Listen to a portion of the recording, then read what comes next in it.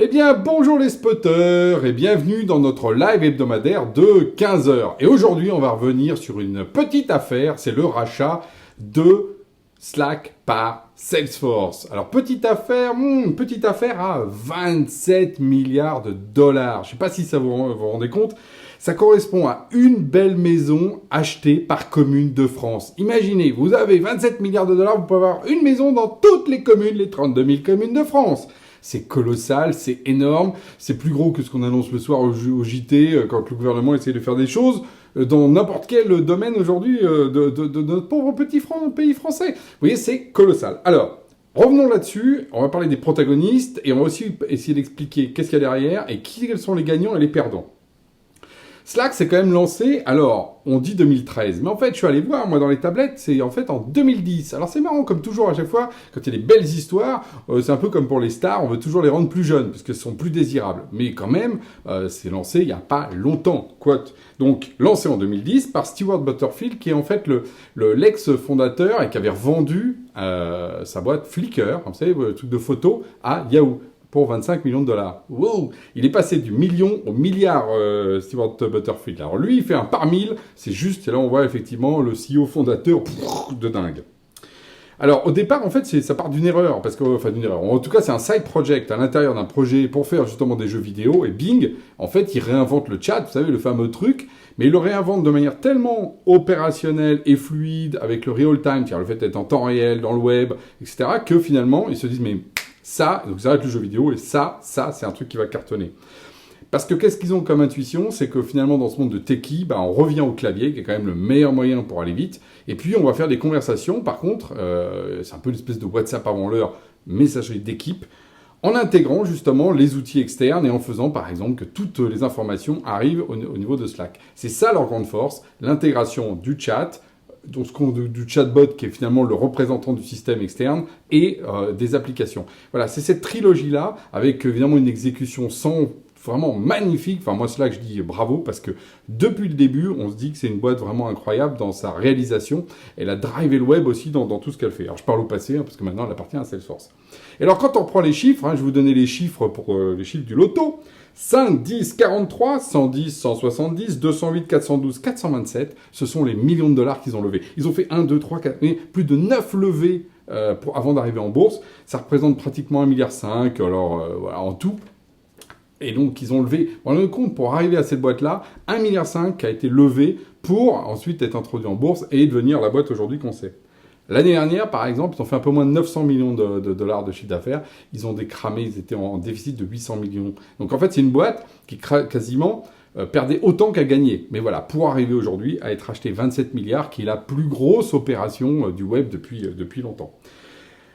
Mais le problème, c'est que là, c'est une belle histoire qui grandit, ça s'introduit en bourse, là que tout le monde en parle, mais tout d'un coup, ping, ça monte en termes de users comme ça, sauf qu'en face arrive le grand méchant Microsoft, et qui essaie de les acheter. Alors, il y avait Amazon qui avait essayé aussi, ils n'ont pas réussi. Il y a Microsoft qui a mis un chèque, à l'époque, il était sans doute trop petit, un petit chèque de quelques milliards, donc c'était un peu trop petit. Et donc là, ce qui se passe, c'est que Teams a dit, ok, tu veux pas que je te rachète? Eh ben, je lance Teams. Et donc, parce que clairement, c'est là qu'ils sont en pleine compétition, nos amis Slack et Microsoft, parce que la question de la collaboration, elle est revenue au centre de tous les débats aujourd'hui, de tous les logiciels B2B. Et Microsoft s'y est pas trompé, il a remis Teams au centre, là où avant c'était Office qui était au centre, maintenant c'est Teams qui est au centre. Et là, oui, c'est le drame. Parce que là où les dizaines de millions d'utilisateurs de Slack paraissaient démentiels, Microsoft, avec sa force de frappe, le freemium et son outil, bing, il est passé à plus de 100 millions. 1 par 10. Allez hop, 10-0, tu rentres à la niche. Et tout d'un coup, Slack, c'était genre, non, mais ça croît pas aussi vite, il veut faire 47%, ils font que 32%, ah là là. Et donc, c'était un peu, c'était plus la si belle histoire que ça a été, alors que c'est une histoire vraiment magnifique. Donc, dans ces cas-là, comme aux US, très pragmatique, hop, allez, on est à vendre. Et donc, il y avait donc des acheteurs, et celui qui s'est positionné, et c'est ça qui est vachement intéressant, je trouve, dans l'histoire, c'est Salesforce. Et oui, Salesforce, qu'on connaît un peu moins dans le grand public. Pourquoi? Parce que lui, il fait des logiciels B2B. Alors lui, il vient carrément du siècle précédent. Marc Benioff, le fondateur, qui vient d'Oracle, et qui a vu très très très tôt que le SaaS, donc les outils dans le cloud, allait être l'avenir. Et donc aujourd'hui, c'est une des boîtes les plus en vue justement de la vallée, avec justement cette logique de faire ce qu'on appelle le CRM, voilà, la gestion des clients, des pipes, etc., mais aussi les factures, mais aussi toute la partie justement de la gestion de la relation client. Puis ils ont racheté des boîtes dans le marketing, et puis dans le marketing automation. Et partout, finalement, aujourd'hui, le CRM ne prend que 29% de leur chiffre d'affaires, qui est de l'ordre de 17 milliards. On est compte, 17 milliards de chiffre d'affaires, ils rachètent un machin à 27 milliards. Donc c'est là où on voit qu'on est dans une industrie totalement financiarisée, dans laquelle vous pouvez acheter le double de ce que vous êtes, quasiment, pour créer votre avenir. Et l'avenir, c'est quoi? C'est de dire, oui, aujourd'hui, c'est pas compliqué, en face de la problématique des outils, ce qu'on appelle métiers, ERP, CRM, là où il y a du argent, là où on va avoir des listes, là où on va avoir des trucs, il faut collaborer avec son équipe et aussi les autres équipes. D'où le lien avec Slack. Et nos amis de Salesforce, on les connaît en plus à Genspot parce qu'ils étaient arrivés avec Chatter il y a quelques années en compétition sur nos terres et hop, ça n'avait pas été un grand succès parce que la collab, c'est un esprit. Voilà. Et quand on fait des outils de métier, en général, on n'est pas très collab. Donc, en faisant ça, là pour le coup, c'est clair, ils ont en ligne de mire tonton Microsoft en se disant, là maintenant, on a la panoplie complète qui va justement de la partie métier jusqu'à la partie collaboration pour aller attaquer ce que fait Microsoft. Parce que Microsoft, c'est aussi Office, mais c'est aussi Dynamics, la partie justement CRM, etc., qu'ils ont depuis très longtemps et sur lesquels ils ont des très forts taux de croissance. Donc voilà, le paysage, il est posé. C'est un combat de géants. C'est pour ça que je voulais vraiment en faire un live, parce que ça mérite un changement dans le marché. Et moi, je vais vous dire, je retiens trois éléments dont on va parler. Première chose, rappelez quand même de quoi on parle. Aujourd'hui, un Microsoft, je reviens sur lui, quand il vend sur 365, il a des prix à 15-20 $ de l'utilisateur par mois. Salesforce, lui, va être à 150 $ par utilisateur. Vous vous rendez compte la valeur qu'il y a dans le métier? Et oui, dès que vous rapprochez de l'argent, il y a plus d'argent. Voilà, c'est un peu simple de le dire comme ça, mais c'est un peu ce qu'on ressent. Et donc, ce que veut faire aussi Salesforce, c'est, ok, il est très fort sur des fonctions très concentrées de l'entreprise, la finance, les commerciaux, là où il y a beaucoup d'argent, le marketing, mais sur les autres, ils ne sont pas totalement déployés. Donc, ils veulent aller conquérir ces nouveaux employés. Donc, voilà, ils vont aller justement sur la grande collaboration, où là, on met beaucoup moins d'argent. Slack, d'ailleurs, c'était pas si cher. Slack, c'est pareil, c'était 12-15 $ par mois.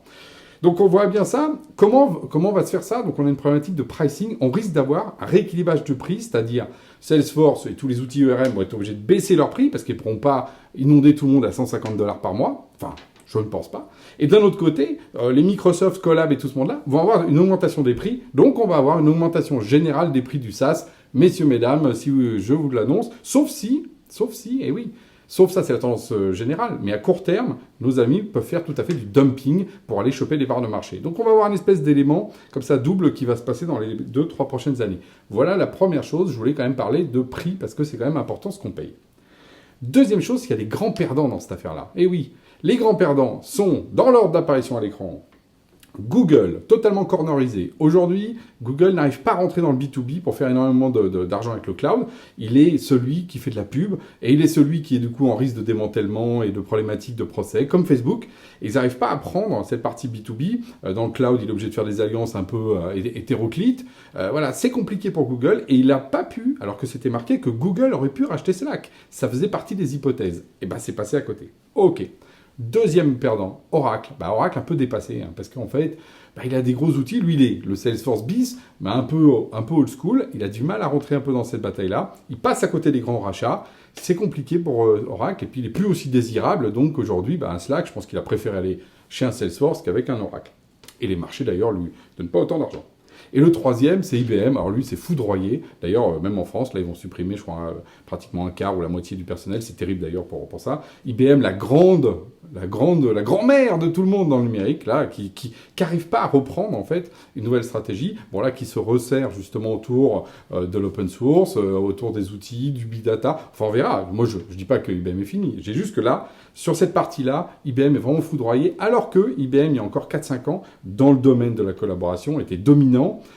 En tout cas, avait une voix importante pour expliquer comment est-ce que l'avenir allait se construire. Et justement, et c'est mon lien, ce qu'a raté IBM, rappelez-vous, ce qu'il voulait faire, c'était que la messagerie, le mail, et les outils métiers soient intégrés. Voilà, c'est ce qu'a réussi à faire Slack, en fait.